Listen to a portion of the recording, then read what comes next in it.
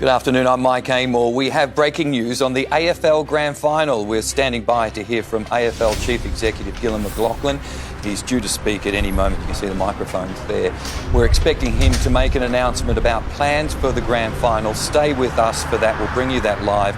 But first to the other news of the day, and there's been an enormous vaccine rush with over 1 million Victorians trying to book their jab today as young people become eligible for Pfizer. Queues at vaccine hubs are up to 4 hours long, and there's a push for Year 12s to be jabbed before VCE exams. There's 45 new cases across the state today. Worryingly, 9 are being treated as mystery infections. Melina Saris reports. Here at the Eagle Stadium in Werribee, they are vaccinating P-plate drivers at the new drive-through clinic, which opened this morning. At 7 a.m, this age group became eligible for the Pfizer vaccine. It's now open to 16 to 39-year-olds. Young people are so eager to get the vaccine and demand is so high. The online booking system and phone line were overloaded this morning. The website had 50,000 hits a minute and 1.3 million people have tried to call the booking hotline. Some of those people gave up and instead they queued at the St Kilda walk-in clinic. The wait time there was around 4 hours, but there was plenty of stock of both the Pfizer and the AstraZeneca vaccine. It was just taking too long, so I know they're asking for patience and I was trying my best, but I thought might as well show up and try my luck here. Glad I got it done, just want to get back to normality. The government has set a goal of October 4 to fully vaccinate all Year 12 students in Victoria, and pending a ATAGI approval, wants all students aged 12 and over to be given at least one dose by the end of the year. But there's no specific plan just yet on how that will happen. Directly communicating with families, with students, with principals, is to say if you are in Year 12, if you are a VCE teacher, if you are going to be supervising exams, get vaccinated as quickly as possible. 25,000 bookings had been made on the hotline before 9 o'clock this morning. We are told the hold time for the hotline is reducing. It is now below 40 minutes. Once again, we're standing by for that announcement on the AFL Grand Final, but there are fears Melbourne's lockdown will be extended beyond September 2 with growing mystery cases around the city. Georgia Love has the details, and Georgia, 9 cases today have unknown sources. That's right, Mike. And when the Health Department today said 1 mystery case is one too many, 9 certainly isn't a good sign for our lockdown ending in a week as anticipated. Alarmingly, those 9 mystery cases are right around suburban Melbourne. 2 from Hobson's Bay and cases in Hume, Melton, Wyndham, the city of Maribyrnong, Moreland, Monash and Glen Ira. Now, another mystery is Sunshine West Industrial Park. There are still traces of the virus in wastewater there, but no workers have yet tested positive. The department is going door to door to test everyone in the area to find the root. They're worried, saying some people have had symptoms for up to a week before getting tested. In slightly more positive news, though, the overall daily numbers tend to be going down. Today we have 45 compared to yesterday's 50. 6 new cases were recorded in Shepparton, 4 at the Royal Melbourne Hospital, 2 staff and 2 patients there. 300 staff there have been furloughed. Yesterday, ambulances had to be diverted away because of a lack of staff. The exposure list, of course, too, keeps growing. Today it has ballooned out to more than 740 alerts around the state. From them, there are 33,100 primary close contacts in isolation. Now, among the new exposure sites today, a warehouse at the Melbourne Markets in Epping is a Tier 1 site. Queen Victoria Market is Tier 2, and after 2 workers at Woolworths Altona North tested positive, it has been upgraded. It's now listed over 6 full days, Mike. Georgia Love, live in the newsroom with the latest. Thank you. There's been a record 919 cases in New South Wales today and 1 death. More than 80% were infectious while in the community. There are tributes today for 30-year-old mum of 3, Annetta Asako, who died from the virus at her home earlier this week. Her death is being investigated, has been referred to the coroner, and Western Sydney are also reviewing the circumstances surrounding that tragic death.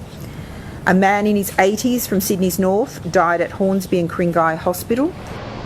Canberra has recorded 9 new cases today, and Queensland's toughened its border rules. Victorians and people from other hotspots are no longer allowed into the Sunshine State. Their Premier says there's too much pressure on hotel quarantine and there will be exemptions for compassionate reasons. Freedom of Information documents reveal more than 3,000 incidents in our state's hotel quarantine system between November last year and June. That's normal, and I welcome the rigour in which our CQV processes are put in place, from the most minor of incidents to significant incidents. That's exactly what we want, and that shows the system is working. Daniel Andrews needs to answer some questions today as to, of these breaches, if any of those ultimately has ended up into the community, causing the outbreaks that we are seeing. The state's opposition wants the state government to release the details about each breach. The notorious Porsche driver involved in the Eastern Freeway crash that killed 4 police officers is a free man once more. Richard Pusey was released from jail in the past hour after a magistrate declared he'd spent enough time behind bars. Cameron Bowe explains. Richard Pusey will be back in the community for the first time in 4 months, despised for his callous treatment of 4 police officers killed on the Eastern Freeway. Today he's been sentenced over a series of other crimes. The 43-year-old pleaded guilty to 11 charges. They included unlawful assault, theft, using a carriage service to menace and breaching bail. Between October 2018 and December last year, he was involved in 2 road rage incidents, menaced police officers and others, as well as an assault against his wife. In December last year, he dragged his wife by her wrist up 2 flights of stairs. Police were called to the property. They had to force entry and then negotiated with Richard Pusey to get him off the roof of the building. He was sentenced to 120 days jail and fined. With time already served, he's free to leave prison. The magistrate said that Richard Pusey had shown no sign of genuine remorse and had guarded prospects of rehabilitation. His lawyer told the court that the 43-year-old had concerns for his own safety and had endured a great deal of punishment at the hands of the media. Richard Pusey will be on a good behaviour bond for 2 years. If he breaches that, he faces the prospect of going back to jail for 60 days. An accused kidnapper has fronted court over the abduction of 2 children in Blackburn North. He's also facing charges of assault and false imprisonment.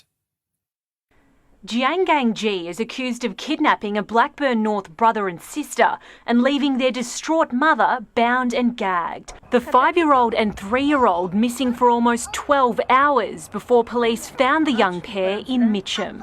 36-year-old Ji has been charged with kidnapping, aggravated burglary, armed robbery, false imprisonment, assault and theft of a motor vehicle. Today, the construction worker sported a black eye, as his lawyer asked he be seen by a psychiatric nurse for severe mental health issues. G was arrested with 2 men and a woman, but that trio has since been released. 7 News understands G is a colleague of the children's father and are treating the matter as a targeted incident. They've asked for more time to analyse 3 phones seized as part of their investigation. G did not apply for bail. Estelle Grieping, 7 News. Charlie Watts is today being remembered as the steady, stoic heartbeat of the Rolling Stones. With a touch of jazz and a simple style, the drummer helped the group become one of, if not, the greatest rock and roll bands of all time. Stones guitarist Keith Richards shared a photo of an empty drum set with a closed sign. Frontman Mick Jagger posting another tribute, both without words. This afternoon, the music world is united in tribute for the drummer who always brought the beat. Hugh Whitfeld reports. If anything, Charlie Watts was a reluctant rock star, but the backbone of the Rolling Stones, still performing well into his 70s. And unlike Mick Jagger and Keith Richards, who have seemed to live a very rock star kind of life, Charlie Watts preferred quiet time on his farm here in England with his wife of 57 years. He died overnight, surrounded by his family. He joined what in 1963 was a London band playing in clubs.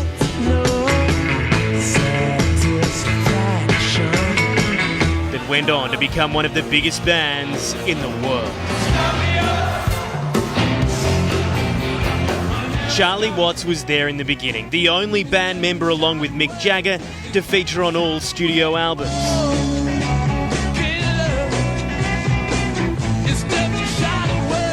Born into working-class London in 1941, his family bought him his first drum kit as a teenager. He became one of the greatest drummers of his generation for a band that transcended generations.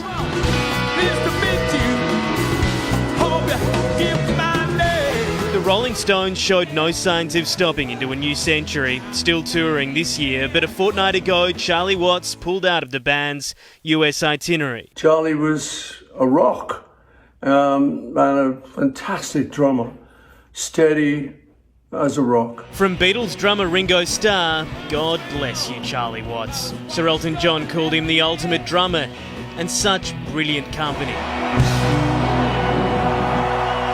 In London, Hugh Whitfeld, 7 News. We're standing by to bring you an announcement from AFL Chief Executive Gillon McLachlan. We're expecting him to make an announcement about plans for the grand final. The rest of the day's news is next, including a lucky escape as a plane crashed into 2 other aircraft at Essendon Airport. Plus details on thousands of jobs advertised at Australia Post. And why Victorian students blitzed NAPLAN despite months of home learning. Back soon across Victoria and Tasmania. Live from Melbourne, you're watching 7's Afternoon News. 13 degrees outside right now. Jane Bunn will be here with the forecast later in the hour. Once again, we're standing by to bring you that big announcement about the AFL Grand Final. But first, a plane has smashed into 2 other aircraft at Essendon Airport. It was undergoing a routine engine test when it jumped its safety wheel chocks. It went through a fence and nosed into a building after hitting another light aircraft and a helicopter. The pilot and engineer who were on board were taken to hospital as a precaution. Victorian students achieved the best NAPLAN results in Australia despite spending months learning at home. As Sonia Marinelli reports, our students blitzed literacy and numeracy, but there are still major concerns about the long-term impact of spending so much time away from classrooms. The results are in and Victorian students have come out on top with excellent NAPLAN results. And who would have thought after being out of the classroom for an unprecedented 28 weeks? And that is a major victory for our kids, for our families, for our schools. Preliminary results released today showed that Victorian students did not suffer significantly because of remote learning. In fact, they ranked first in numeracy, reading, writing, spelling and grammar across all year levels, except in Year 9 writing, where Victorian students ranked second behind WA. I put it down to the focus that we've had really on, I guess it's a little bit of the old school 3 Rs. We've really had that pure focus on literacy and numeracy. Students from years 3, 5, 7 and 9 sat the NAPLAN in May just before the state was sent into its 4th lockdown. The government may be patting themselves on the back today, but child health experts aren't so sure. They say these ongoing lockdowns are causing untold damage to children's mental health, with Victorian students now having spent 40% of the last 18 months isolated at home, away from their friends and support networks. This has been a calamity psychologically for our young people, and they simply need to go back to school. And while playgrounds and classrooms remain closed indefinitely, psychologists warn children's mental health will continue to suffer. National Cabinet will this week begin working on what freedoms vaccinated Australians will have under the second stage of the National Reopening Plan. Phase B will see lockdowns become less likely as we learn to live with COVID-19. Political reporter Taylor Aiken has more from Canberra.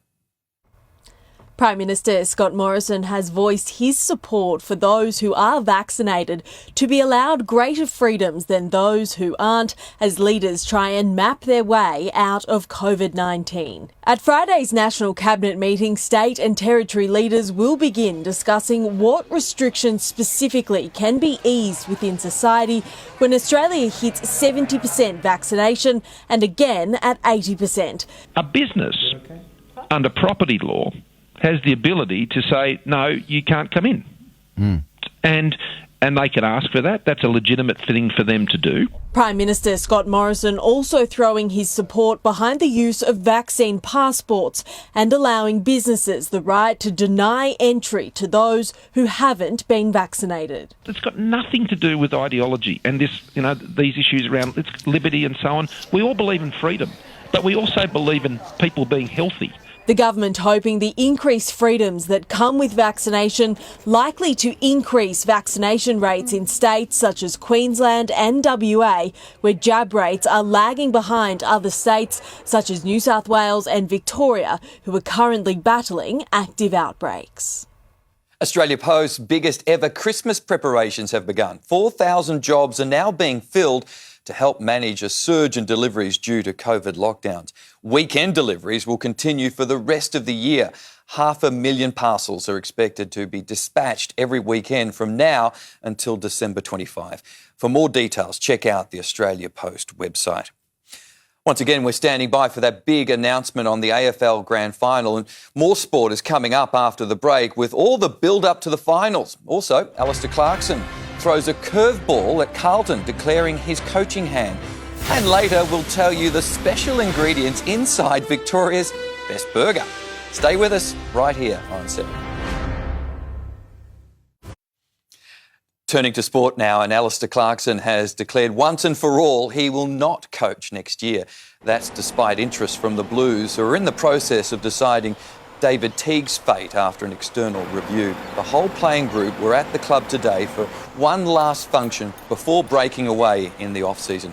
Clarkson's manager, James Henderson, telling 7 News he's fully committed to taking the year off to spend time with his family. The Cats are rolling the dice ahead of Friday night's final against Port Adelaide. Coach Chris Scott has declared Mitch Duncan a certain starter after 10 weeks out with a serious PCL injury. Been managing expectations, to be honest with you, Mitch. It's been a really long, slow, deliberate recovery that ensured this knee won't affect him at the latter stages of his career. The Cats are currently under tight restrictions ahead of their trip to Adelaide tomorrow afternoon. Minor premiers Melbourne are drawing inspiration from some of sporting superstars ahead of their clash with the Lions on Saturday night. The Demons reflecting on the career of tennis great Andre Agassi and, more recently, Milwaukee Bucks star and recent NBA champion Giannis Antetokounmpo. He saw his journey through at one club and got the ultimate, but there's lots of little examples like that around in world sport that you can get hold of, and our players really captivated and learned from those stories and the storytelling involved in those things, and that was just another example for our playing group. The Bombers have a headache at the selection table ahead of their cutthroat elimination final against the Bulldogs on Sunday, weighing up whether Anthony McDonald-Tipungwuti is ready to return after 2 weeks out on personal leave. More specifically on Waller, it's again about continually monitoring him and making sure that we're supporting him best we can, and not just kind of rushing him back in because it's a final all of a sudden. Essendon broke a 7-year drought against the Dogs when they beat them back in round 21. To Tokyo now, the Olympic cauldron is burning bright once again with the Paralympic Games officially underway. But just 2 of the 179 athletes were a part of the opening ceremony last night. Blake Johnson has more from Tokyo. There was plenty of colour and it was super vibrant. That's despite an ongoing and growing COVID threat outside the stadium.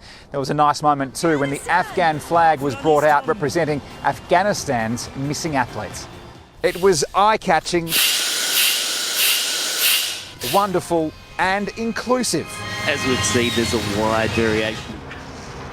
I've just let the presidents and spoke with my commission and just wanted everyone to be sort of up to speed with where we're at in the grand final discussions. Today, I had a conversation with the West Australian Premier McGowan, and had a conversation where we let them know that Optus Stadium would be the home of the AFL Grand Final in the event that it is not able to happen at the MCG. I just want to be clear about that. We are still talking to the Victorian Government. I'm here talking with their full knowledge, but want to keep people informed given how important this is, and given we've had discussions with also other governments to say that it's going to be Optus Stadium if it's not the MCG. So I'm optimistic that early next week we'll be in a position with the Victorian government. They can clearly speak for themselves, but if we're unable to play at the MCG, the grand final will be at Optus Stadium. Our priority clearly will be the health and safety of the Western Australian community. We've worked through the quarantine facilities and restrictions for our playing groups, and it will be an amazing venue in the event the MCG is unavailable. If it was your call purely, would you make that decision now as opposed to waiting another week? I guess part of the update is we'll sort of make some contingency plannings. I mean, I think everyone understands this is a very big decision around the MCG. We just keep taking the steps as they come up. We'll be in a position, either way, either have an amazing event at the grand final at Optus or at the MCG if that's the way it plays out. And why Perth as opposed to Adelaide? I think just capacity, Tony, really. I mean, they've both got their merits, but the capacity available at Optus Stadium is 100%, and that's pretty compelling to have as many people as we can see the biggest and best sporting event in the country. What Victorians that threshold there before you move it? So if you can get 50 I reckon getting into that game is difficult. We'll see where we get to, but I think it has to be the number that gives the full weight to the event that it is. And so on the stay at 12, it will be at 12:30. When it is confirmed that that the MCG is unable to host it, if that's the case, then we will then finalise all those details and make them public and work through that. I just feel at the moment I just want to try and be as transparent about where we are, because we haven't let the governments know and things will leak out. So we just want to make sure that you understand where we are, that it's the preferred venue if the MCG is not available, and we'll know, I hope, early next week. Is it fraught with a little danger, given Mark McGowan's propensity to shut things down at the drop of a hat, as we've seen with the Derby this year? I think that applies to every state. I think that I reckon if you look around, TJ, now governments are making decisions very quickly. So they've got a great track record about keeping their community safe. This is an uncertain environment. We are aware wherever we are that is a risk. So we make that decision with our eyes open and knowing that, if things happened over there, that we could move and pivot. The prelim finals, are they tracking to be both in Perth as well? It would depend on the winners.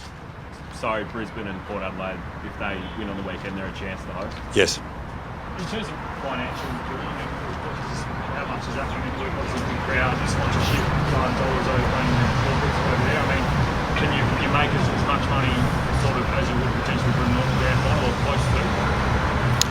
Yeah, the priority for us is us having as many people there as we can and having an event that is, I guess, commensurate with the scale of the Toyota AFL Premiership.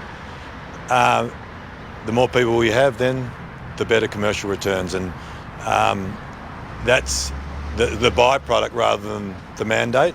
But the commercial returns are good in Perth, and I think it will help us deal with what's been an extraordinarily expensive year if we can get it away at that level in Perth, if that's the way it plays out. And will you have to renegotiate the MCG deal should the grand final move to the state? If it comes to pass early next week that the Victorian government make the decision that the game can't be the MCG, we'll get to an understanding with them pretty simply, I'm sure. I appreciate the fact that it's hard to talk time specifically when you haven't even locked it in 100%. But is everything on the table in terms of twilight, night, day? Yes, I think we showed that last year. I think the time zone would come into play regardless, TJ. So even if it was a day over there, it'd be twilight here. So when we get to that, if it is that the game is there, we'll work through that and come back as soon as we can. I'm just conscious that we're talking about something that's hypothetical, but given we're having those discussions and made those calls today, I just want to have the clearest line of communication we can. The grand final parade be back on if it is in Perth and all the Again, because we haven't made the decision, we'll have those discussions a bit in parallel, and we'll pick them up now. We hadn't got to that point. So we'll have parallel discussions with what's been going on in Victoria with now the Western Australian representatives, and talk to all of those possibilities in parallel with the Victorian discussions, and be in the best position we can to make it early next week when we'll know for sure. Couple more. Okay, we're going to leave AFL boss Gil McLachlan there, but worth recapping. Optus Stadium in Perth will host this year's grand final. If the MCG cannot, a final decision on that, he hopes, will be made next week. No decision yet on whether it would be a day or night grand final. Of course, we'll have full coverage of that coming up at 6 o'clock. There's been 45 new COVID cases in Victoria today, with fears growing mystery infections could extend our lockdown. That's just ahead. Plus, young people rush to get jabbed, with enormous queues at vaccine hubs, and hundreds of overseas doctors and nurses flown in to bolster Victoria's hospitals. We're back in just a couple of minutes. Live from Melbourne, this is 7's Afternoon News with Mike Amor. Young Victorians have rushed out to get their COVID jabs, with huge queues at vaccine hubs across Victoria. Younger Victorians are eligible for Pfizer for the first time today, and more than 1 million people called the hotline trying to book an appointment. There's 45 new cases today, 36 are linked to known outbreaks, and 28 were out in the community while still infectious. The state government has set a goal of October 4 to fully vaccinate all Year 12 students, but it admits there are no plans for priority access lanes or school-based immunisation programs right now. I can announce that the priority for us is to make sure that all final year students have received their vaccination before they start sitting their exams on the 4th of October. We also want to see that kids 12 and older are vaccinated at least with their first dose by the end of the year. But that is, of course, subject to, one, ATAGI advice, and secondly, to supply. My department is working very closely with the Department of Health and the Public Health team, keeping a close eye on how we're tracking. If there are ways that we can support students to get vaccinated, we will. The quickest path to 70% and then 80% is the broad expansion of eligibility. For more on the latest vaccine changes, we're joined by vaccinologist Jim Buttery from the Murdoch Children's Research Institute. Thanks for joining us, Professor. We've seen incredible lines today here in Melbourne of people waiting to get the vaccine. What have you made of the enormous demand for Pfizer? I think it's really encouraging. It shows that there's a great willingness for young people and the general population to get vaccinated with an effective and safe vaccine. In fact, I was one of those people waiting online to book one of my kids in. We generally have a big uptake of, say, the flu vaccine. How confident are you that we'll reach that 80% target by the end of the year?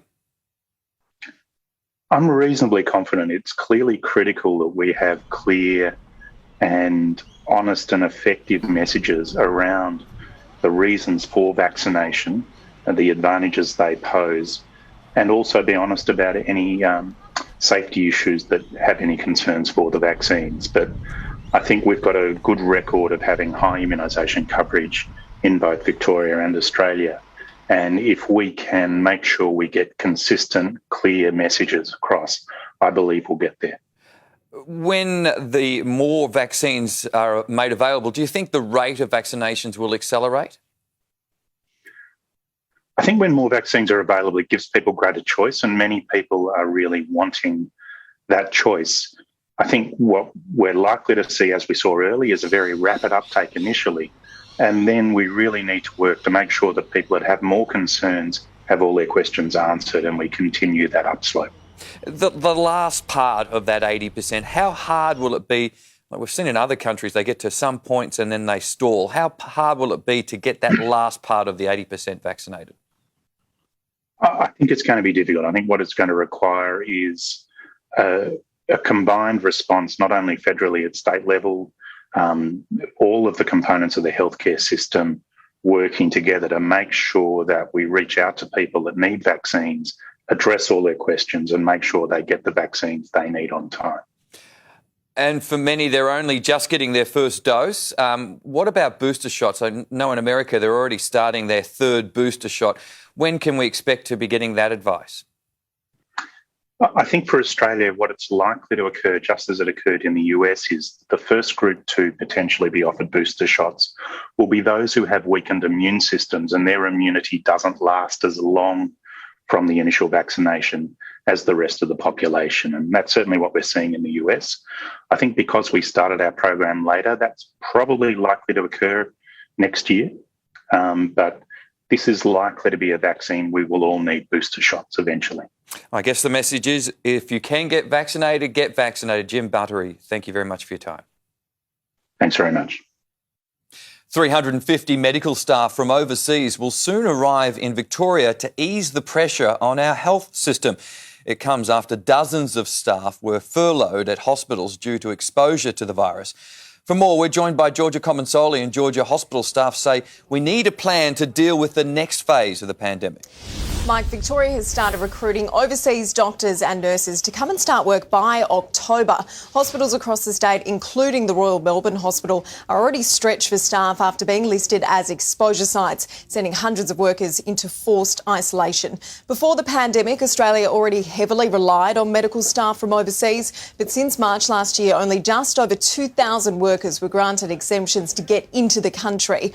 When they do eventually get here, they'll all have to complete mandatory 2 weeks quarantine before they start work. Mike? Georgia, thank you. Riley Batt and Danny DeToro did the nation proud, flying the Australian flag as the Tokyo 2020 Paralympics were declared open overnight. Let's go live now to correspondent Chris Stubbs, who is in Tokyo. And Chris, we've just won our first medals. Mike, we have. It was quite a performance. We've had a great way to start these Paralympic Games Tokyo 2020 here at the Izu Velodrome. First up, it was Paige Greco. She broke the world record in her qualifying session and then went and lowered that mark in her race for gold. So she's now a Paralympic champion. 5 years ago in Rio, she tried to get there as an athlete in track and field and missed out on selection and was devastated. It was suggested to take up cycling, and look at her now, a Paralympic gold medalist. Congratulations to her. Emily Petricola is another one who came to here to her first Paralympic Games. She actually had Shane Kelly suggest to her that she should look at cycling. Of course, the former world champion, world record holder himself, an icon of Australian cycling. She broke the world record in qualifying this morning, and out in her final in the race for gold, she absolutely devastated her opponent, lapping her to claim a gold medal. Both, understandably, very emotional with their performances. Sorry. Yeah, I'm just so happy. I can't believe it, we did it. Yeah, it was a good race, and yeah, I can't believe it. Honestly, I'm so surprised that just happened. Oh, I didn't know where she was. I had no idea. It's shocking. How are you? Yeah, and both girls there now victorious in the individual pursuit. They will race in the road section of the program to come. But last night, the opening ceremony kicked things off in fine fashion. Riley Batt and Danny DeToro, our captains of the Australian team, were flying the flag for us. Our chef de mission, Kate McLaughlin, also there. The other athletes watching on as a safety precaution due to COVID from the Athletes Village. Plenty more action to come. More gold expected for Australia on day one in the swimming tonight. 13 of our swimmers across the 7 finals there. Our women take on the hosts Japan in wheelchair basketball. We're also in action in women's goalball. You'll see all of that on 7, 7 Mate and 7 Plus. Mike? What a great start. Chris Stubbs live in Tokyo. Thank you. The latest on the unrest in Kabul is next as the UK pressures America to extend evacuations from Afghanistan. And a 24-year-old man killed in a targeted attack in Melbourne's West. Trailblazer Debbie Lee becomes the first woman in the AFL Hall of Fame. We'll hear from her live. We're back soon here on 7.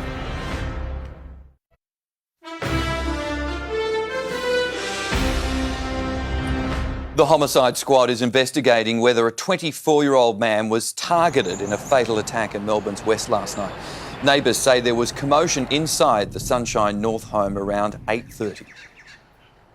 I heard people ran out, and then I was shaking. Yeah, I was so scared. Paramedics tried to revive him, but he couldn't be saved. At this stage, detectives say there is no further threat to the community. Joe Biden is refusing to budge from an August 31 deadline for the end of an American-led evacuation from Afghanistan. The US president says the sooner the better, despite pressure from allies, including the UK, to extend the operation. Every day we're on the ground is another day we know that ISIS-K is seeking to target the airport and attack both US and allied forces and innocent civilians. It comes as another Australian rescue flight left Kabul, arriving safely back on home soil. For the first time, a woman has been inducted into the AFL Hall of Fame. Debbie Lee has plenty of accolades, playing more than 300 matches in the VFLW and a 5-time league best and fairest. And Debbie joins us now. Debbie, thank you very much for your time. Congratulations. How does it feel to be the first woman to achieve what is just a remarkable honour? Yeah, thanks for having me. Yeah, look, being the first in the Hall of Fame. You've been a trailblazer in developing the women's game. How proud are you seeing how far women's footy has come from when you started playing? Yeah, it's just wonderful that we have the AFL, but also really nice to see young women in footy around School Park. So it certainly has come a very long way, and it's great to sit back and see where it's landed. I just wonder, what was your reaction when you were told that you were going to be in the Hall of Fame? Funnily enough, Richard, who was the chairperson, rang me. I thought my AFLW players were in trouble, so I made the quick call back, and surprisingly, he said to me, we'd like to induct him to the Hall of Fame. So I was quite shocked, to be honest.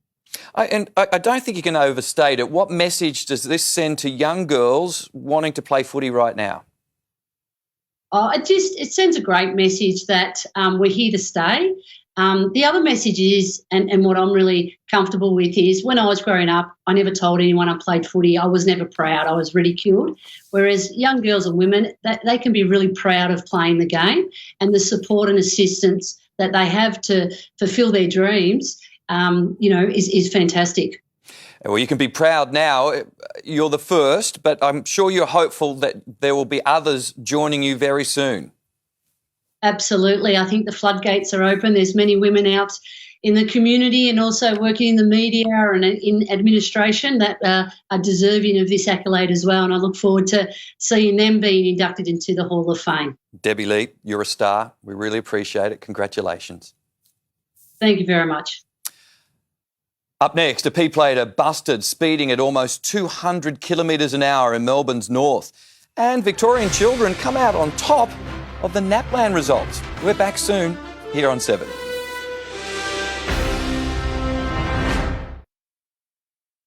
Know the headlines as they break. Know the stories as they happen. With 7news.com.au, know the news now. A P-plater has had his Mercedes impounded after being clocked speeding at almost twice the limit in Melbourne's northwest. The 19-year-old was seen travelling at 196 kilometres per hour in a 100 zone on the Calder Highway in Niddrie. When police caught up with the driver in Essendon, they found he had 2 passengers on board. Victorian students have recorded the best NAPLAN results in the country. They excelled in literacy and numeracy. And our Year 7 students were the only cohort in Australia to improve in reading. And you think about all the challenges that we've faced as a state. You think about the many months that students have been in remote and flexible learning. To have these results is just a brilliant outcome. NAPLAN is not everything, but it is important. And it's not just about statistics and numbers. Behind every number is a child. For more on the NAPLAN results, Deputy Secretary of Schools David Howes joins us now. Thank you very much for your time, David. Can you talk us through some of these results? They were amazing. Where did our students excel? No, these are outstanding results in any year. they would be really strong results. But given all that our students and families have been through, they are exceptional. In Year 3, we topped the country for reading and numeracy, those two foundational core skills of reading and mathematics. For Year 5, we topped the country for reading and numeracy. Year 7, we topped the country again for reading and numeracy. Year 9, we've got the top spelling result in the country. So these are really, really strong results that are a tribute to the way in which students have stuck at it through some really tough times, and the way parents and carers have really effectively supported their children's learning at home. And of course, none of this would have been possible without the outstanding job that our teachers have done, who've put in so much effort to keep students connected and to keep students learning over the last 18 months. Yeah, I'm seeing it in my house. The students are certainly doing their best and the teachers are trying very hard. But given the challenges, and the biggest challenges in the nation that our students have faced, be honest, are these results surprising to you? Not completely surprising, only because we've been aware of how much effort schools are making, and we've been keeping track of how schools are going. But of course there's anxiety. We're in the middle of a pandemic, and like we've never experienced before. So of course we've been anxious about the impact that it will have. We know that lots of parents have been anxious about it, but these results today really give a cause for a lot of optimism around the resilience of our students, around the fact that the efforts that our teachers are putting in are really working. And of course, the job that parents and carers are doing, this gives reason to stick at it. A lot of parents would be concerned that these kids won't catch up from effectively the 2 years of disruption we've had. You would say these results reflect the fact that they will catch up eventually. Well, and that this year's cohorts of 3, 5, 7 and 9, not only caught up, but actually have led the country. These are the strongest results of any state and territory, which is pretty extraordinary given all that we've been through. So, it's not like we're obviously still in lockdown here in Victoria. Kids are still in remote learning, but parents can take a lot of confidence out of these results that the learning strategies that are in place are working. They are helping kids both stay connected with school and to maintain their learning progress. David Howes, thank you very much for your time. Really appreciate it. Thank you. Now, I'm not sure what's on the menu at your place for dinner, but this might make you hungry. It's a double Oklahoma fried onion burger, wait for it, complete with a potato cake, and of course a dim sim. The creation is the work of popular Collingwood burger joint Easies, and you might know it. It's the one with the old train carriages on the roof. And this burger, which I'm tipping has more than just a few calories, has just won the award for Victoria's Best Burger. Just had heart palpitations reading that. Let's take a quick look at Melbourne's roads right now. Good afternoon, I'm Jess Miller in a Space Talk traffic chopper. In South Yarra, Toorak Road was momentarily closed off for a police incident just near Punt Road. Fortunately, that has been sorted. So having a look at the city end of the Monash right now, you can see humming along beautifully in towards the tunnel, and no dramas for outbound traffic all the way through to Narre Warren. Save big with Space Talk's takeoff sale and score big on features like 4G phone and GPS locator in a kid's smartwatch. They're on sale now at spacetalkwatch.com. Have a great night. We'll see you tomorrow. Time for an update on the weather now with Jane Bunn. And Jane, how does it look out there? Well, Mike, another big day of news and another big day of weather, but Melbourne is just on the edge of the action.